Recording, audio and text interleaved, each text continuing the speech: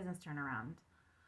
Business turnaround is an incredibly difficult thing to manage, and oftentimes performance measures can tell the story that a business should give up and be done, close up shop, but a visionary leader will maybe say, not yet, hold on, or let's try again. We have to look beyond the performance measures in a business turnaround. At the same time, we can't completely ignore them. The most critical ones to consider and closely monitor are viability, solvency, short-term cash survival, and stakeholders. The business has to first be viable with a profitable service or product market. If there's not a market for the service being offered or the product being sold, it's not going to succeed and make it to a turnaround. Second, it has to have at least a modicum of solvency, including a short-term cash survivability. A business might be able to get through with a weak balance sheet, but if there's not enough cash flow to pay the employees, immediate expenses, then again, the business just isn't going to last long enough to make it to a turnaround. At the same time, your stakeholders are critical to this. Stakeholders can change your short-term cash flow by, if you have employees that are willing to take a pay cut or not to have a paycheck during a time of turnaround, that can improve your cash flow. Stakeholders that are willing to invest more into the company, and if your stakeholders are demanding that they be paid out, then the business isn't going to be able to last through a turnaround. So those are really the main performance markers that have to be monitored in order for a business to actually complete a turnaround. Organizational change.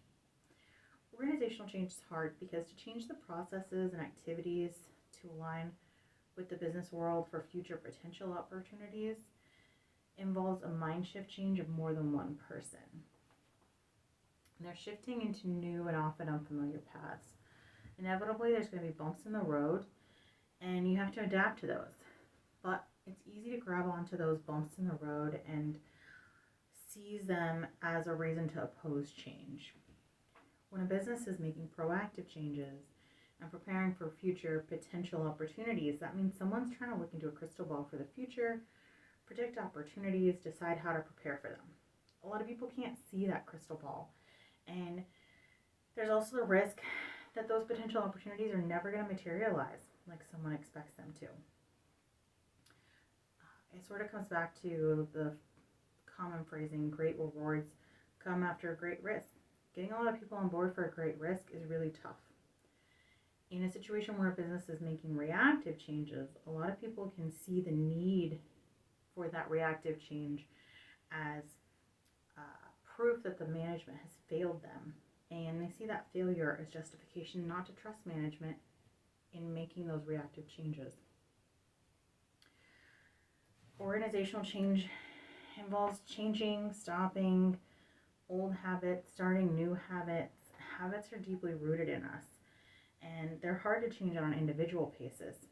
Considering how hard it is for someone to break the habit of smoking or developing a habit of new exercises, those are things that someone really wants to do. And when you look at an organization, someone is trying to push changes that maybe aren't chosen by that individual. It's probably not for the good of that specific individual, but more looking at the good of the organization.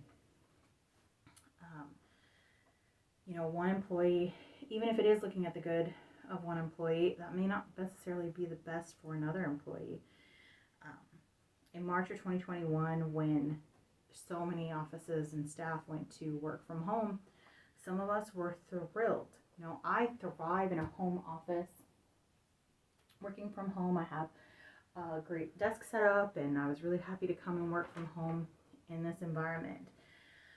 I work better, I produce higher quality, greater quantity of work, and I have a better overall quality of life.